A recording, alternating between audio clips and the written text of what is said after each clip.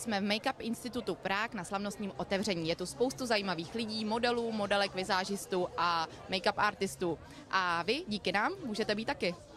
Markéto, vy jako majitelka vlastně a zakladatelka Make-up Institutu, popište nám vlastně, co se tady děje, co tady všechno funguje.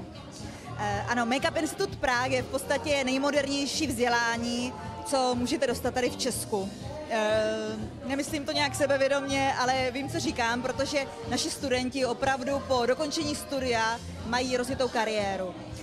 U nás to není o tom, že bychom jenom učili, jak aplikovat make-up, ale dáváme jim vzdělání v rámci marketingu, prodejních dovedností, toho, aby opravdu nežili v naivitě, že po kurzu se jim nahrnou nabídky a kariéra se rozjede. Je to opravdu o tom být aktivní, být dravý, mít portfolio, které reprezentuje, a to všechno my jim nabízíme, protože u nás využíváme nejenom vlastně nejlepší lektory jako vizážisty v Česku, ale i fotografy, a je pro nás velkou ctí, že všichni tihle umělci s námi spolupracují a vlastně předávají své vědomosti dál.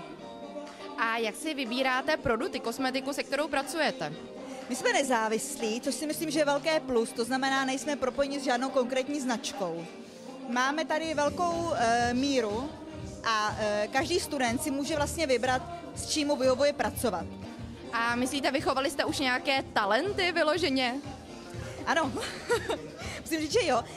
Jelikož náš institut je také propojen s agenturou a my posíláme naše talentované studenty do zahraničí, takže máme už i velké slavné pro nás vizážisty, kteří už líčili v zahraničí a klienti byli spokojeni, a samozřejmě ty zakázky zahraniční jsou trošku jiné o penězích a je to mnohem zajímavější.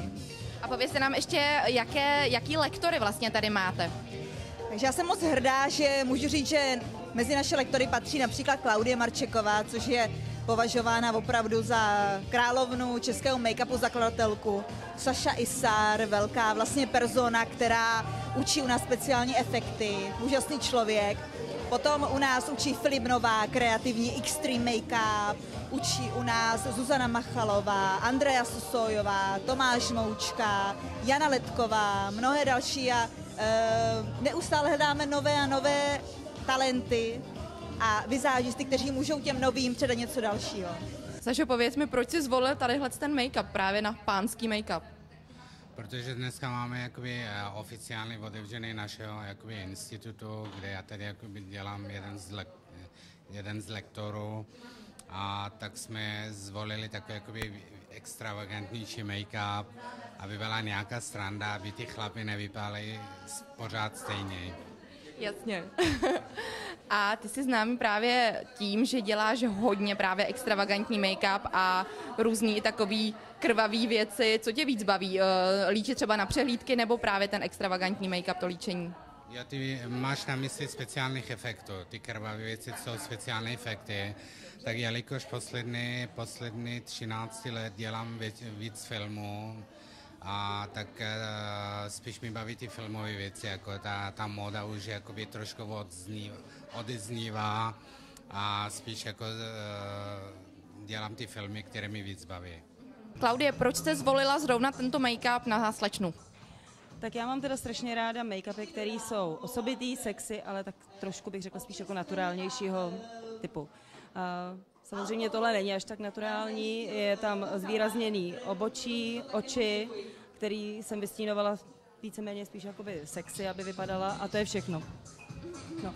Já teda takhle, musím říct, že jako podklad dávám hodně jemnej, nikdy nepudruju příliš, nikdy nedávám silné vrstvy, maximálně zakrývám nedostatky, které tam třeba vzniknou, jsou tam, ať je to cokoliv, ať jsou to pigmentace, ať je to prostě nějaká nerovnost, tak to je maximum, co zastírám, jinak pihy, všechno, pory, aby byly vidět, aby kůže dejchala.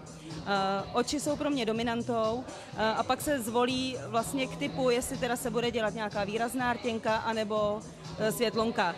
Teď bych chtěla jako koketuju s červenou, i když už je to teda jako ne v protipólu, ale já myslím, že to bude vypadat dobře. Máte speciální profesionální deformaci, když vidíte nějakou ženu, že už si představujete, co by jí slušelo nebo co ne? Víte, že trochu jo. Ivo, co ty a líčení, ty a kosmetika, jaký máš vztah k tomu? No tak, ježiš, to je tak obrovský téma, teď nevím, kde začít.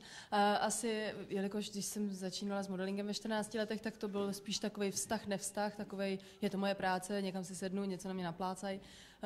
A jinak jsem se o to jako nestarala, ale teď, čím je člověk starší, tak si to víc užívá a tak jako přemýšlíš o tom jinak, asi takhle. Asi ten typ, který nevyleze ani s košem třeba nenalíčená, nebo naopak? Dám si pozor, aby jsem neměla třeba kruhy pod očima, nebo aby jsem se zamazala nějaký nedostatky, nebo si dala aspoň rtěnku, nebo něco. Mám takový jako komplex, že musím mít aspoň něco. Jano, co vy a líčení, co vy a kosmetika?